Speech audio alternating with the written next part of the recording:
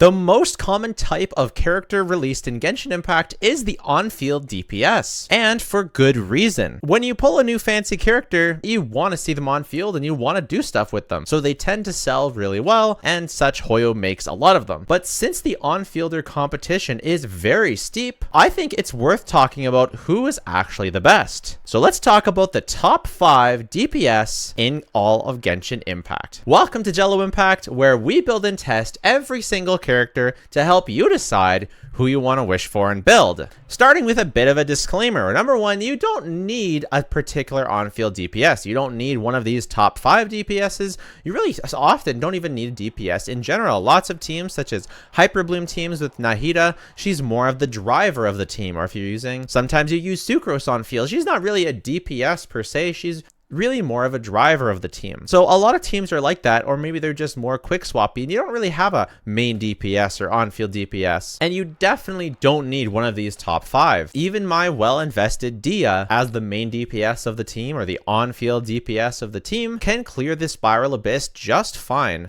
with 36 stars when she has a good team backing her. If you want to know who are the most valuable characters to pull, stick around for the end of my video and I'll link that. Next one, we're going to be considering mostly Constellation 0 with 4-star weapons. However, I will put some consideration to early Constellations or 5-star weapons, as those generally have the most value when attached to a main DPS. This list is also in no particular order, so whether I say them first or last, that doesn't mean I think they're either number 1 or number 5, but in total, these are my top 5. Finally, this is my opinion. If you have a different opinion, that's totally fine. Share it down in the comments. There is no perfect answer here. But without further ado, let's start with...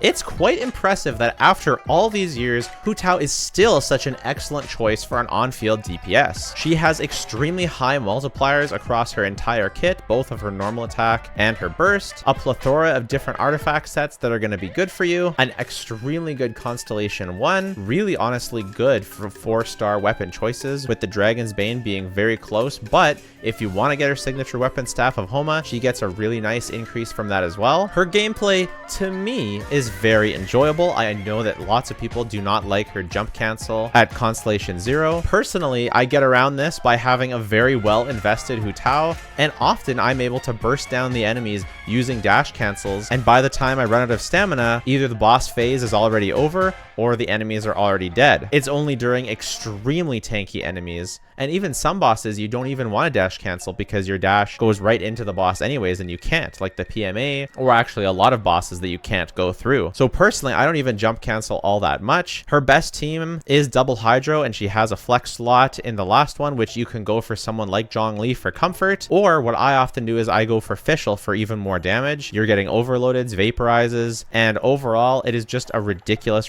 team. She's insane in single target, and if you tech in Kazuha, then she can actually be really good for AoE. I think her AoE is actually underrated. Her charge attack, if you can group enemies with Kazuha, her charge attack will often skewer 2 or more enemies, and her burst is pretty much guaranteed to hit them all. I also love that she doesn't absolutely need a defensive utility because she has built-in interruption resistance into her kit, and Sync Show, along with that, provides almost invincible interruption resistance for her. So you actually really don't need a shield most of the time once you get really comfortable with her. And the fact that you can use her burst as a panic button to iframe big attacks or to heal yourself just makes the whole kit extremely cohesive, and she is one of my favorite DPSs in the game. She does have some drawbacks by you're kind of playing on life support a lot of the time, especially if you're playing against really aggressive enemies, and it's against those that you might want to consider a shielder like Zhongli. In addition, she's not really that great for the overworld because often you'll set the grass on fire and start doing damage for yourself, and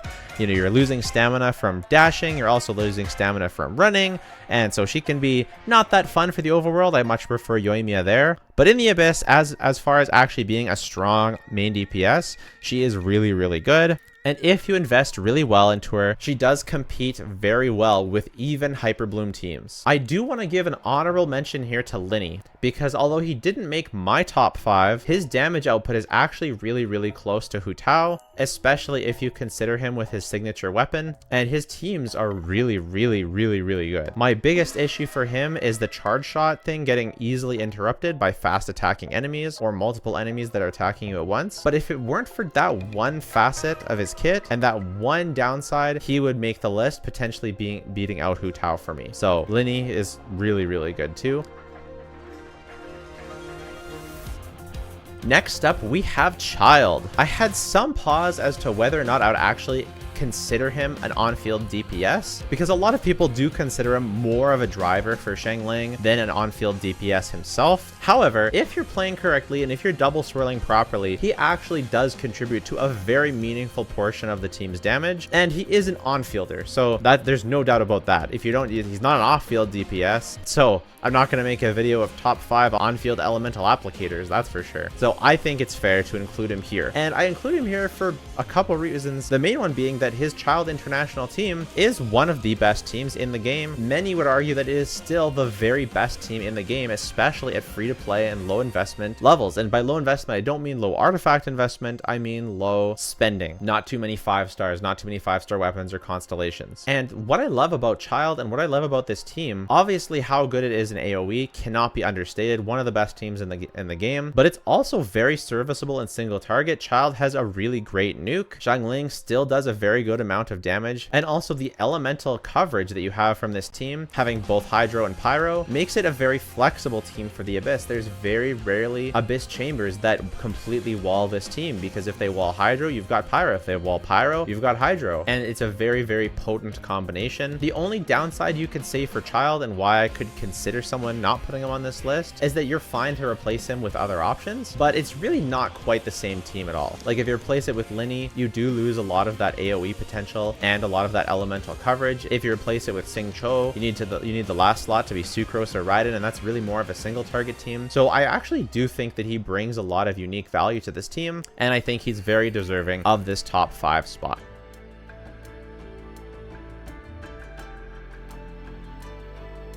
Next up, we have Ayaka. I know a lot of people say that Freeze has fallen off lately, and while I do agree that Freeze, the reaction, has fallen off, Ayaka herself has not, in my opinion. No, her Freeze teams are sometimes not as potent as they were before, but the fact is, if you build her teams properly, she is actually a really excellent boss killer because her damage is so front-loaded into her burst, especially if you're able to invest in Shenhe and Kazuha. You are able to front-load a huge portion of her damage in that one burst instance, and as long as you time your rotations correctly so the burst hits the boss at the right time where it can all hit, it does absolutely insane damage. And whether it's against the Weenut, whether it's against the Magu Kenki, whether it's against the Perpetual Mechanical Array, if you're able to time things properly, she can burst down bosses like nobody's business. And obviously when Freeze is actually good, Ayaka is insane. She also has really insane potential for vertical investment. If you're willing to go for a 5-star weapon for her, she gets an absolutely stratospheric jump, with her signature weapon being 27%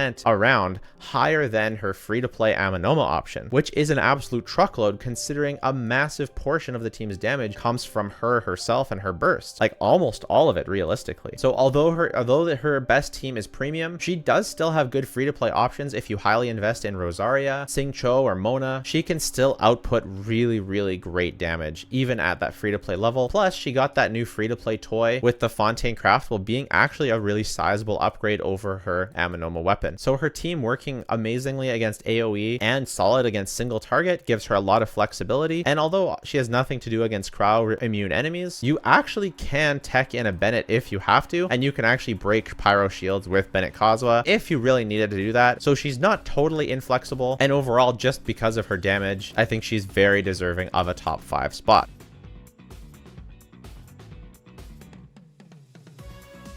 Next, we have Al-Hytham. I think you could make the case for him being actually the very best on-fielder out of the bunch, but I decided against ranking them specifically for this video. But Al-Hytham really has it all. He has great personal damage, great synergy with 2 of the best teams in the game, being both Hyperbloom and Spread, synergy with some of the best characters in the game, being Nahida and Yelan, and being the premier option for Hyperbloom, being the peak option, really does make him stand out. He does have a couple pros that I've come to realize above above the double hydro variation of Hyper Bloom, being that you're able to front load a lot more damage and give you more control over how you tackle certain enemies. He has great single target performance, both with his Hyper Bloom and with his spread comps, a ton of free to play and really good light spender options for his weapons. I would say his real only con is that he doesn't have great synergy with a grouper like Kazuha, so during groupable content, he maybe underperforms slightly compared to something like Aggravate with Yaimiko, but he makes up for it by having actually really amazing personal damage. He also has a lot of skill expression and flexibility and rotations, and his attacks and have actually a surprising amount of AoE on them, so often you don't even need a grouper as long as the enemies are relatively close together, and you can get away with using enemy attack patterns to pseudo group your enemies all by itself. I also just think that in general he's smooth to play. He doesn't get knocked around all that much because he's flexible. Like, obviously he doesn't have built-in interruption resistance, but because he's a little bit flexible with how he attacks, kind of like Child, you have some mobility. You have the ability to dash around and move without losing too much DPS. And if you really want to play him with Zhongli in your spread teams, you absolutely can, and it's going to be very good. So overall, he's definitely one of my top picks. I will say the only reason that I wouldn't not call him the very best DPS no matter what is because what he brings to the team really doesn't fundamentally change the team all that much. Like, if you were to replace him with Fischl, or if you were to replace him with Xingqiu, like, yes, he provides a bit more front load than those options, but he's not so far above them that it's that crazy, even though I do think he could be the best DPS of the bunch. Before we go into the final one, again, this is not ordered, I just wanted to do a couple honorable mentions. I think Yaimiko is really, really underrated and was a strong contender for this list in Aggravate. Her driving Fischl along with maybe Baiju and Kazuha's the last 2 slots is a very, very underrated team, and I was really, really close to putting her in the top spot. The other character I was this close to putting in was Zhao. And if you get all the pieces together, if you get Zhao's signature weapon, if you get C6 Farazan, there's actually no question about it. He makes the top 5. There's no question. But I think it's a pretty tall ask to get a character not only a 5-star weapon, but also to get them a C6 of a 4-star that will never appear on his banner. But he is an insanely strong DPS. Honestly, the amount of single target performance he has with his signature weapon, with C6 Farazan, with some moderately high artifact investment is actually absurd. It rivals a lot of the DPSs that specialize on single target, even though he's an AoE DPS himself. So very, very close to making it on this list. And I know I'm not going to do any more, because I know if I do any more, then people will get really mad in the comments. And again, this is just for fun. This is just my opinion. Feel free to let me know who you think is the best in the comments. But I have saved my favorite for last. She almost definitely doesn't make number 1 on this list, but she's definitely number 1 in my heart.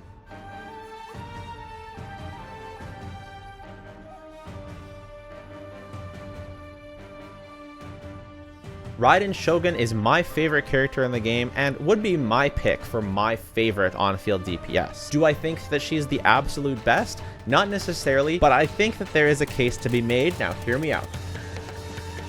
Number 1, having infinite interruption resistance while also having amazing synergy with Bennett is just an unreal combination. It makes her nigh unkillable while also not having to sacrifice anything on your team in the way of damage. So unlike most DPS, if you want to get maximum damage for your Alhaitham, you would forego Kuki and use Raiden as an elemental skill bot. If you want maximum damage for your Hu Tao, then you forego your Fischl and you use double Hydro Zhongli. If you want max damage Zhao, you forego Zhongli and run someone else as well. Raiden doesn't have to forego anything for her comfortable team. Nothing. Just using her with Bennett gives her all the healing she could ever need, and having infinite interruption resistance makes her feel amazing to play even against the most aggressive and stagger prone enemies in the game. The fact that she charges up the burst of the rest of your team makes her very flexible in the types of teams that she can use. Normally it'd be very hard to get away with running someone like Yelan as a single Hydro option, but because of her head energy regen, you are very flexible in who you can bring in this 3rd slot. You can bring Zhengling, Xingqiu and really reduce the energy requirements for your team and have Raiden National. You can do Raiden Yai. This is a great option for multi-wave content where other DPSs may burn all of their juice on that one first wave, like Ayaka's entire burst or Sino's entire burst. With Raiden, you can use Yaimiko on the first wave, then use Raiden's burst on the second wave after refreshing your Kazuha. You can use Yelan or Xingqiu if there's more single target. You can use Kujo Sara for boss killing. She has obviously amazing scaling with her C2. I don't even have her C2. I just have her at C0. I do have her signature weapon, but the first clear of every abyss I do is always with the catch. She has one of the best free-to-play weapons in the game that you can get just from fishing. Her short burst infusion window lets her synergize perfectly with Bennett and Kazuha to get max buff uptime for her entire burst. So between her comfort, her flexibility on teams, she can, and not to mention, I haven't even mentioned, you can use her as a hyper bloom trigger, which pretty much puts her at the top, but that's not really an on-field DPS then if you're using her as a hyper bloom trigger. The only caveat that I would say is if your Raiden is not well built, then she does feel pretty bad. If you don't have really good artifacts, and I'm talking 220, 230 plus enough energy recharge, most likely ER Sands, because if you start struggling to get her burst back, it can feel pretty darn bad. And if you don't have enough damage, then it also feels pretty darn bad. So I will say she is a bit of a high investment character, which again, I'm not claiming that she is the very best DPS in the game, but for all the reasons I said, she is my favorite. Let me know who your favorite is. Let me know who your top 5 would be in the comments. Please consider subscribing. It would really mean a lot to me, and it's absolutely free. If you want to do something that's not free, check out my Patreon, and you can support this channel and what we're doing and support my family. If you want to join a great community of people who love this game, check out my Discord. And if you don't want to do any of that, that is totally fine. Just watching the video has been more than enough. Thanks so much, and bye for now.